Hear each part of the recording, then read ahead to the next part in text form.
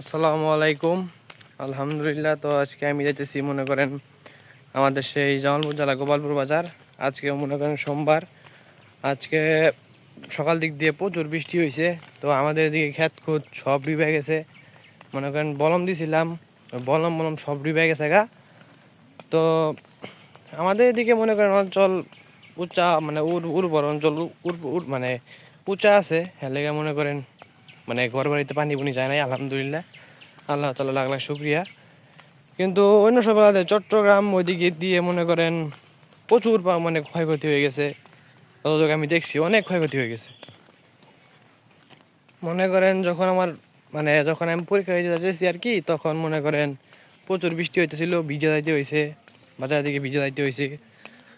তো আপনার সকলে ওইদিকের জন্য, ওইদিকে লোকজনের জন্য দোয়া করবেন। আমিও দোয়া করি, কারণ আমি দোয়া ছাড়া আমি তো বর্তমানে কিছু করতে পারবো না, এর জন্য খালি দোয়াই করতেছি। তো গল্প বুঝাইছি কারণ হলো আজকে আমি জাল কিনতে যাবো, কারেন্ট জাল, আমাদের কারেন্ট জাল বলে। তো ওইটা কিনে আনবো, সাজায় মানে কিনে আনবো।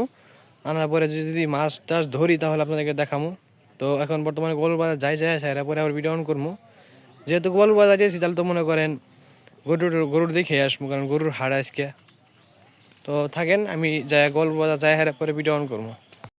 তো মনে করেন আমার বাজারে আসা অনেক তাড়াতাড়ি হয়ে গেছে, কারণ আমি এসে পড়ছি শুরুর দিকে। তো আমি যখন আসছি মনে করেন তখন ওরকমভাবে গরু টরু কিছু ওঠে নাই। তো বাজারে গরু হাটে আসার একটা কারণ হলো আমার কাকা, মানে আমার কাকা হয়, দাদার পোলা কাকা হয়।